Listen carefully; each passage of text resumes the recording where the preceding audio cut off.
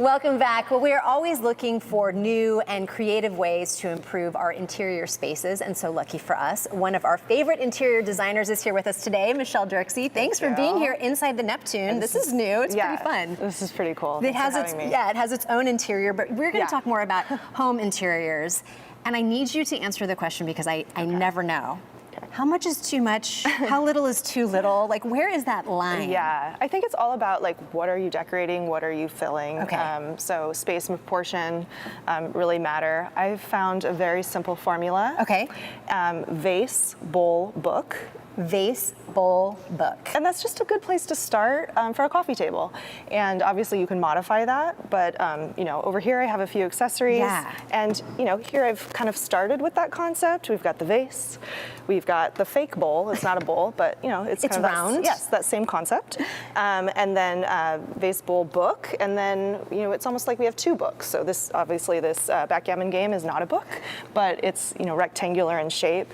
And really, what that combination does is like, yes, it's more than three here, but it's a taller piece, a medium piece, and a lower piece. And then by grouping them together, it feels like a nice vignette. So it's spatial in a way, yeah, right? Yeah, like, I mean, even if you just, when you pull something away, that loses the impact. So, yeah. That makes perfect sense. Yeah, now, what if you don't have this guy? I What mean, could you move in here? I mean, you could bring in a different bowl.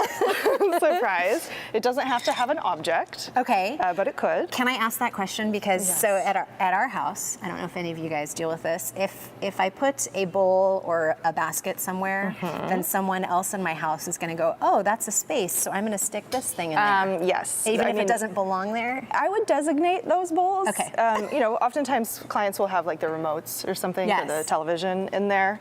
But I also think, again, this is just like a starting place, and you can break the rule. What if it is an odd sculpture? This is actually my stepdaughter's, and we have an image that we'll share where, it's our client's kind of formal living room with a grand piano, and they have, a beautiful antique vase with the jasmine draping out of it, and then two antique busts, and then a pink dinosaur. And the pink dinosaur is actually really special to them. Yeah. And so I wanted to incorporate it. And also, I want your home to be fun and represent who you are. And so bringing in little items that remind you of your past, things don't have to be bought just to be decorative. I love that because you do live there. I mean, you want it to be a beautiful space, but it needs to be a place where you feel at home when you're inside of it. And in that same home, in the living room adjacent to the piano, they have a vase, a bowl, and a book, and the book is about Dungeons and Dragons.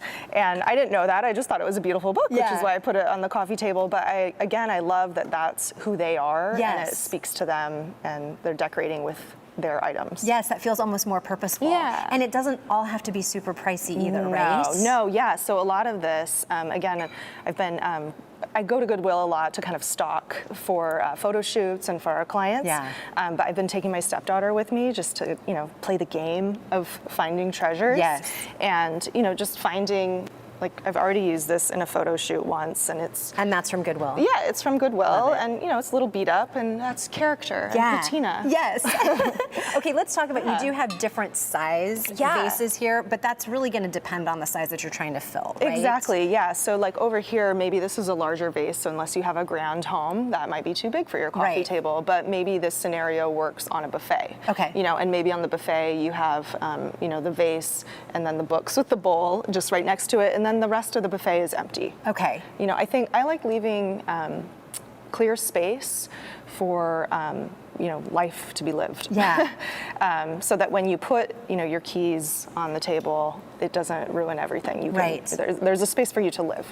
Well, on that note, how do you feel about dining tables? Because they look beautiful and they have something in the middle, but then also you're going to be eating and there's food and drinks. Right. Yeah, I think that the dining table when you're not using it is maybe different than when you are using it. Okay. So something that can often work both ways is, let's say it's the dining table and you just have the large vase and then you have a bowl next to it. It doesn't make any sense. And you'll see in some of the images, we have one where it's a mid-century home, and they have a wood panel wall behind it with a glass table, and then they have a large vase with something in it, and then a shorter vase with nothing in it. And that doesn't make any sense, but it looks nice. Right, it's stylish regardless. Yeah, so I think, yeah, it's okay if it doesn't make sense, if you like how it looks. Right. And then you can modify that if it's not working for you when you're hosting. How about how often are you switching things out? I think that's one of the things I like about interior design is that I can do it and it's beautiful, and then I get to let it stay that way, and then, you know, maybe twice a year. I know a lot of people do it seasonally, but you know, if I did this, you know, to include my stepdaughter, I probably wouldn't leave it forever. Yeah. And, you know, maybe switch it out after a week. There you go. And then you take this, and you're in my house, and then you just put it right here. Yes. There you go. That's it. Okay, really quickly, shelves. They are also something that can be difficult to style. Again, it's about height and balancing materials. So that was another thing I wanted to say. If I'm decorating a glass coffee table, I probably won't choose a glass vase to put on it because things will start to blend, and so I want that contrast. And even with this as an example, we have a black tablecloth on here, and I brought a black vase. Well, that's not going to get the impact that I want, and so that's why I added that book. Got it. So on shelves, it's similar. You know, mixing materials, mixing height and variation, and having things grouped. Okay, love it. Such good advice. Thank you so much, Michelle. Thanks for having me. Vase, bowl, book. You heard it here first. I'm never going to easy. forget it. Okay.